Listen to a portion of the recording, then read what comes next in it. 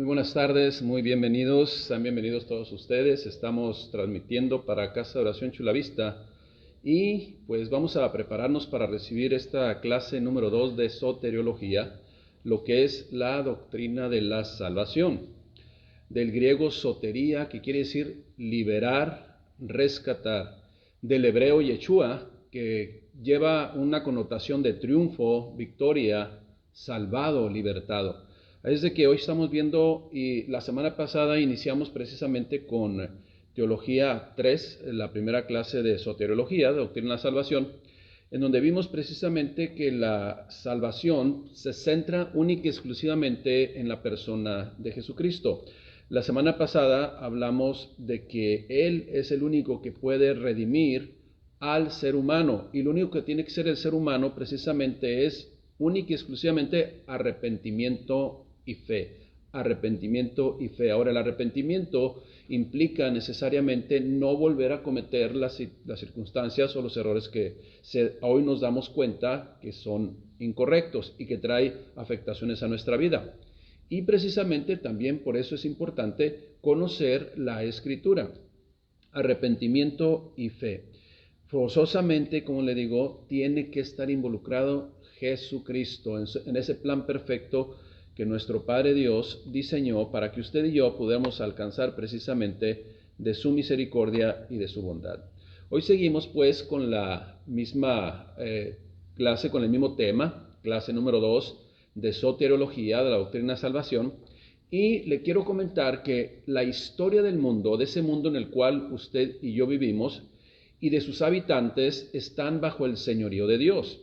Y de igual forma, en lo referente al tema que estamos viendo, la doctrina de la salvación, soteriología, Dios instituyó precisamente en esa historia y en esas dispensaciones que se fueron revelando de tiempo en tiempo, pues sus designios que estableció ¿para qué? Para consumar su plan perfecto que se nombró o se reveló desde el mismo Génesis.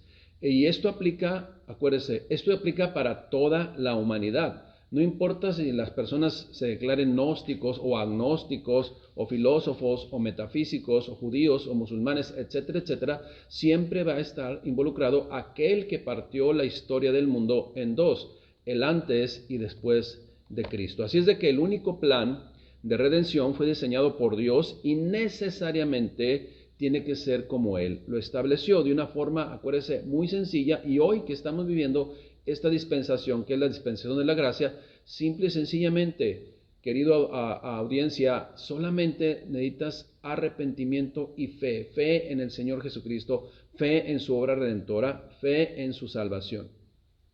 Acuérdese, solamente arrepentimiento y fe. El mundo entero, la Escritura dice, el mundo entero está bajo el maligno.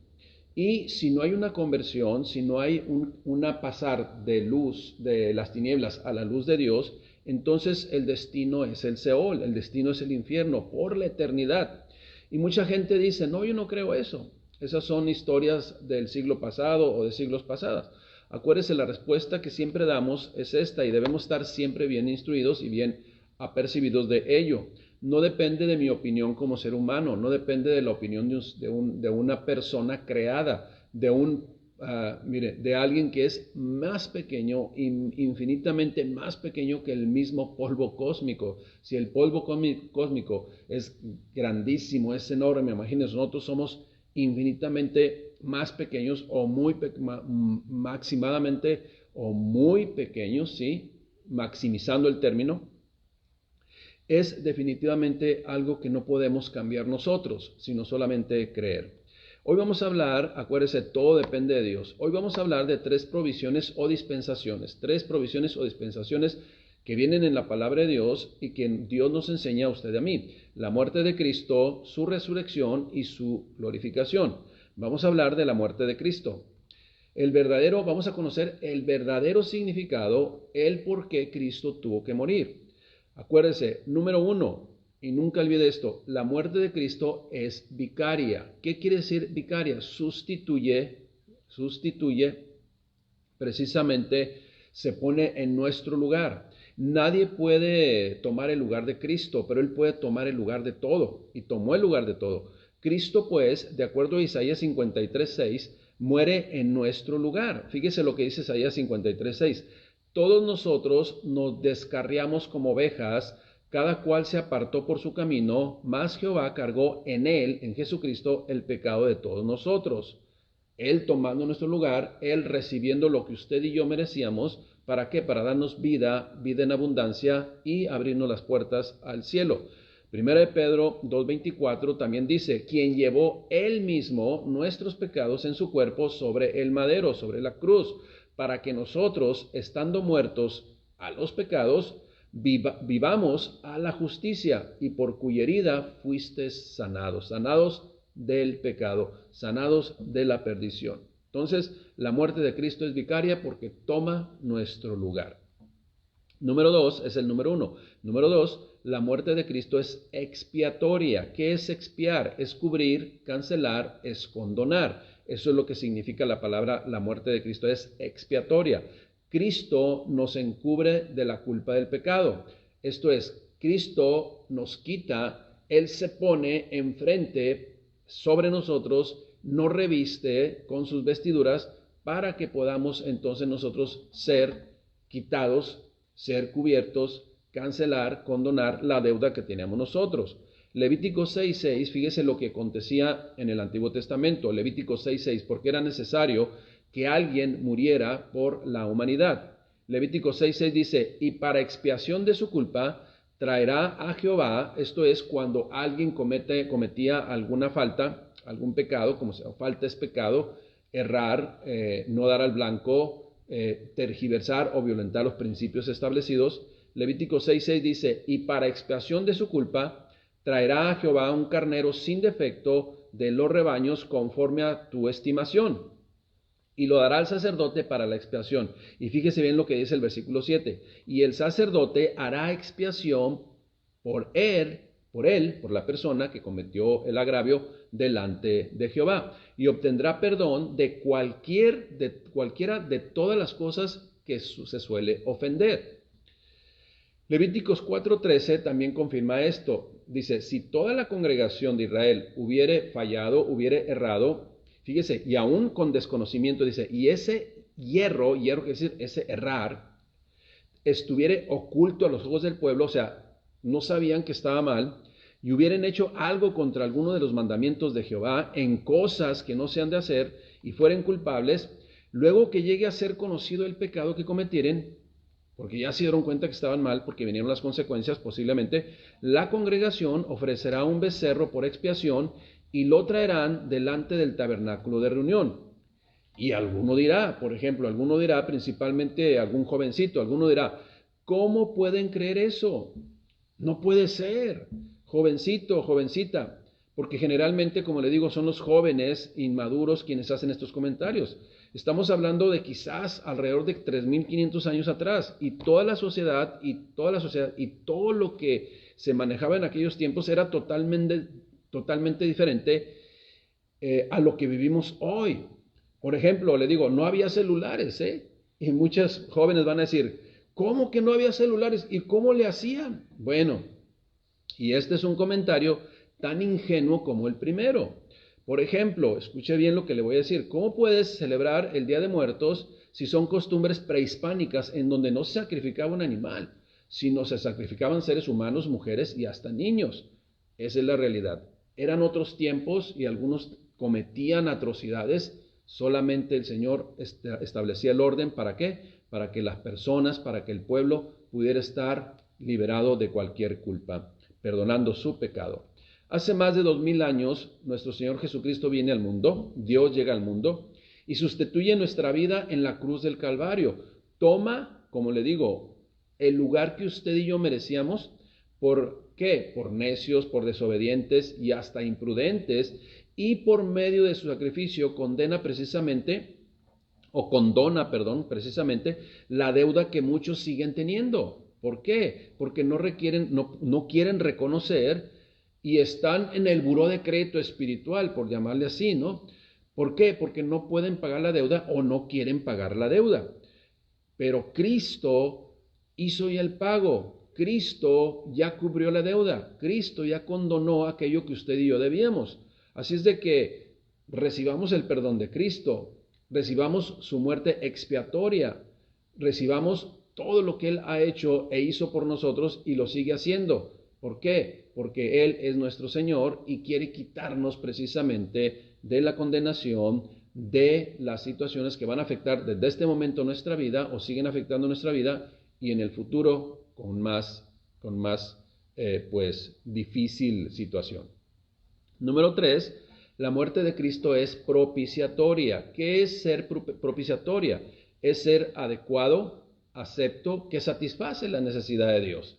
Y ninguna muerte ahora de ningún animal, de ningún sacrificio que se pueda hacer, va a cubrir, sino solamente con la muerte de nuestro Señor Jesucristo. Nadie puede hacer absolutamente nada para cubrir esa deuda. Nadie puede hacer absolutamente nada para cumplir cabalmente lo que Dios exige. Ahora, la muerte de Cristo es propiciatoria y es un acto agradable delante de Dios que calma o satisface la ira de Dios por el pecado. En Juan 3:36 dice, el que cree en el Hijo tiene la vida eterna, pero el que rehúsa creer en el Hijo no verá la vida, sino que la ira de Dios está sobre él. Romanos 1:18 dice lo siguiente, porque la ira de Dios se revela desde el cielo contra toda impiedad, impiedad quiere decir maldad, e injusticia de los hombres que detienen con injusticia la verdad. O sea, aún ellos quieren pues tapar, como dicen, el sol con un dedo, con su impiedad, toda la maldad.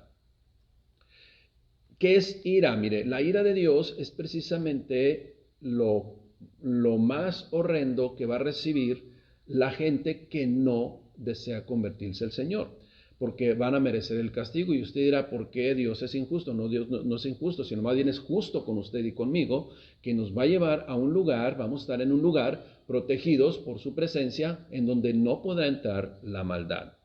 Pero Dios da precisamente este tiempo para que usted y yo, que ya nos hemos arrepentido y conocemos de su plan perfecto, podamos compartir con otros de estas buenas nuevas. Romanos 3:25, acuérdese, solo Jesucristo es propicio. Ningún ser humano puede hacerse agradable a sí mismo para con Dios. Romanos 3:25 dice, refiriéndose a Jesucristo, a quien puso como propiciación por medio de la fe en su sangre, para manifestar su justicia a causa de haber pasado por alto en su paciencia, fíjese, pasó por alto en su paciencia los pecados pasados, con la mira de manifestar en este tiempo su justicia, a fin de que Él sea el justo y el que justifica al que es de la fe en Jesús. Solamente Cristo puede lograr eso. Punto número 4. La muerte de Cristo llevó a cabo una obra reconciliadora. Otra vez, la muerte de Cristo llevó a cabo la obra reconciliadora. O sea, la muerte de Cristo quita la barrera que separa. La muerte de Cristo se convierte en un puente para llegar al Padre. Ahora, ¿qué es reconciliación? Reconciliación es lograr que dos personas o dos partes que estaban alejadas ahora pueden tener comunión. Ahora, pero tengo que aclarar esto, por responsabilidad del hombre, no por responsabilidad de Dios, porque el único que siempre, durante todas las dispensaciones, ha faltado al pacto con Dios, a lo que está establecido, es el hombre y no Dios. Dios siempre ha cumplido su parte. La responsabilidad, pues, de estar separado de Dios es del hombre, no de Dios. Y esto sucedió por el pecado de Adán, pasando a ser toda la humanidad enemigos de Dios. Así lo dice Colosenses 1:19. Por cuanto agradó al Padre que en Él habitase toda la plenitud, refiriéndose a Jesucristo, y por medio de Él reconciliar consigo todas las cosas, así las que están en la tierra como las que están en los cielos, haciendo la paz mediante la sangre de su cruz. Y a vosotros también, que erais en otro tiempo extraños y enemigos en vuestra mente, o sea, estaban apartados, haciendo malas obras, ahora os ha reconciliado en su cuerpo de carne por medio de la muerte, para presentaros santos y sin mancha e irreprensibles delante de Él. Santiago 4:4 dice, oh almas adúlteras, ¿no sabéis que la amistad del mundo es enemistad contra Dios? Cualquiera pues que se constituye amigo del mundo se constituye enemigo de Dios. Ahora, ¿por qué habla del mundo? Porque habla de las filosofías en el mundo en donde hay un desenfreno. Acuérdese que el desorden no es parte de la naturaleza de Dios. El desorden que hay en el ser humano aparta de Dios. No hay comunión el desorden con el orden. Totalmente dos polos opuestos. No olvidemos que el pecado es una naturaleza que separa de Dios. No es en sí los actos, sino la naturaleza que hay en el ser humano que lo lleva a cometer esos actos. Así se manifiestan, la naturaleza se manifiesta exteriorizando con precisamente rebeliones. Ahora, y no podemos alcanzar las obras de Dios, no podemos alcanzar la misericordia de Dios por métodos inventados por el hombre, sino precisamente Dios puso a Jesucristo para que cumpliera cabalmente lo que él deseaba. Segunda de Corintios 5:18 dice, y todo esto proviene de Dios, quien nos reconcilió consigo mismo por Cristo y nos dio también a nosotros, los creyentes, el ministerio de la reconciliación. Romanos 5:11 dice, y no solo esto, sino que también nos gloriamos en Dios por el Señor nuestro, por el Señor Jesucristo, por quien hemos recibido ahora la reconciliación. ¿Qué es reconciliación? Fíjese, lo voy a decir en la palabra, le voy a quitar el prefijo re, es conciliación. Conciliar es arreglarse, conciliar es tener una armonía, conciliar es tener una aveniencia. Y la reconciliación habla pues o hace referencia a regresar al estado original, como Dios hizo al hombre, nos reconcilió con él. Y punto número 5 es, la muerte de Jesucristo es redentora. ¿Qué es redentora? Rescata, libera por un precio que se paga. ¿Cuál es el precio para usted y para mí? Ninguno absolutamente. El precio que Cristo pagó en la cruz del Calvario. La condena pues ha sido cumplida y en Cristo Jesús tenemos redención, esto es, estamos rescatados, estamos liberados, Él pagó el precio, ¿sí? Jesucristo ante el Padre, que nos bendijo con toda bendición espiritual en los lugares celestiales en Cristo. Así lo dice Efesios 1:3-7.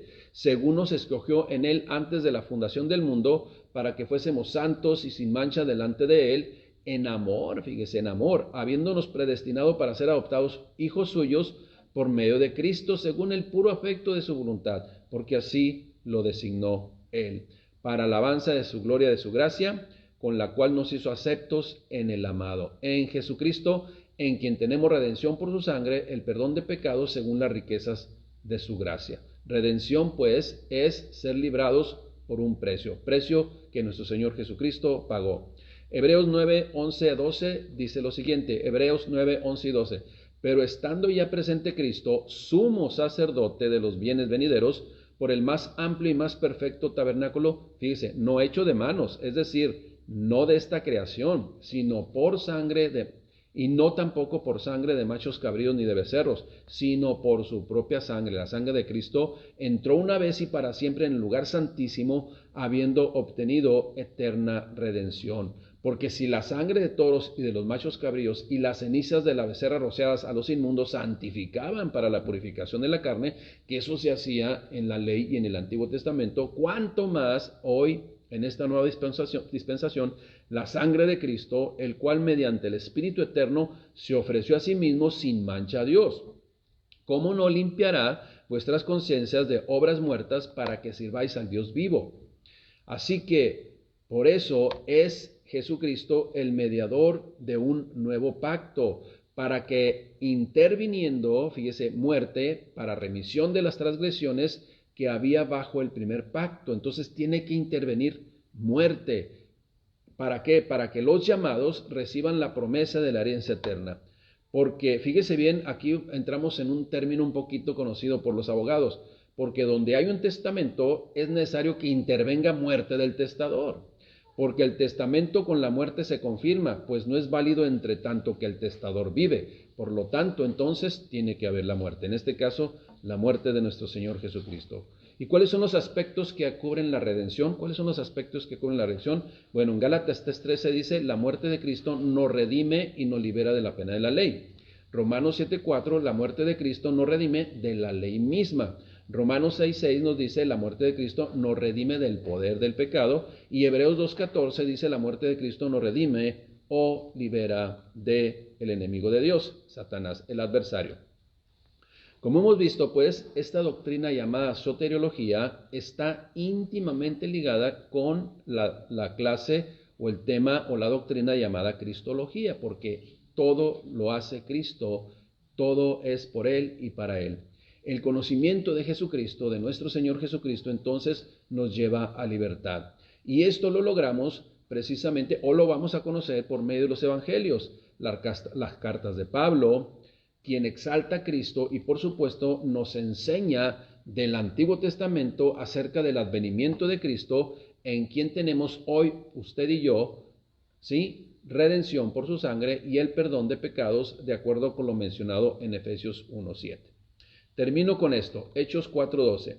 Dice la palabra de Dios, y bien concreto, en ninguno otro hay salvación, porque no hay otro nombre bajo el cielo dado a los hombres en que podamos ser salvos. ¿Quién? Jesucristo, hombre. Él es el único que puede hacer que lo imposible se haga posible. Restaurarnos, reconciliarnos, expiar, ¿sí?, y pagar el precio que usted y yo debíamos, pero que a usted y yo no nos costó absolutamente nada, sino Cristo lo pagó todo en la cruz del Calvario. Damos gracias a Dios por este tiempo. Hoy tuvimos un tiempo cortito y lo hicimos más cortito porque aquí se nos oscureció. No tenemos mucha luz, estamos en otro lugar, pero damos gracias a Dios por su vida y nos vamos a despedir esta transmisión orando por usted y por nuestra vida.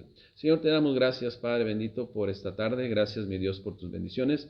Gracias por amarnos, gracias por entregarte total y absolutamente para darnos vida y vida en abundancia. Te pido por favor una bendición para nuestros hermanos que están conectados ahí, que sean justos y que en esa justicia comprendan, Padre, la grandeza de tus designios, la grandeza de tu voluntad, la grandeza de tu plan perfecto, para que ellos y nosotros podamos vivir conforme a lo que tú has establecido. En el nombre de Cristo Jesús te damos gracias de bendito. Amén. Que Dios les bendiga, iglesia. Un abrazo. Damos gracias a Dios por sus vidas. Y con esto terminamos esta transmisión. Cortamos, pues. Hay que cortar, chicos. Buenas tardes.